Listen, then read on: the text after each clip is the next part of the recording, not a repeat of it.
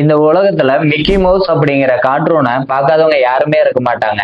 அப்படி ஒரு அனிமேஷனை உருவாக்குனவரும் இவர் தான். 22 ஆஸ்கர் அவார்டை அச்சீவ் பண்ணவரும் இவர் தான்.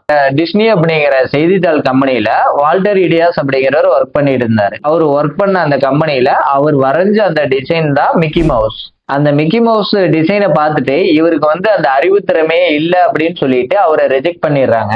ஆனா அவரு அதை நினைச்சு யோசிக்காம அவர் கையில இருந்த ஒரு பென்சிலை வச்சு மென்மேலும் வரைஞ்சதுனாலதான் யாராலையும் முடியாத 22 ஆஸ்கர் அவார்டுகளை அவர் இன்னைக்கு தக்க வச்சிருக்காரு. அப்படி கஷ்டப்பட்டு உருவாக்குனதுனாலதான் வால்ட் டிஸ்னி அப்படிங்கிற நேம மாத்திட்டு வால்ட் டிஸ்னி ப்ரொடக்ஷன் அப்படின்னு சொல்லிட்டு ப்ரொடக்ஷன் யூனிட் ஸ்டார்ட் பண்ணப்பட்டிருக்கு. இதுல இருந்து என்ன தெரிஞ்சுக்க வரீங்க அப்படின்னா, தோல்விங்கிறது உங்களுடைய கடைசி அத்தியாயம் அப்படின்னு நினைச்சுக்காதீங்க. அதுதான் உங்களுடைய வெற்றிக்கான முதல் அத்தியாயம். நீங்களும் எந்த ஐடியா இல்லாம இருக்கிறீங்க அப்படின்னா, பட் சாதிக்கணுங்கிற முயற்சி மட்டும் உங்ககிட்ட இருக்கு அப்படின்னா, கீழே கொடுத்திருக்க நம்பருக்கு பிசினஸ் அப்படின்னு கமெண்ட் பண்ணுங்க. அவங்க ஆட்டோமேட்டிக்கா உங்களுக்கு கூப்பிட்டு ஹெல்ப் பண்ணுவாங்க.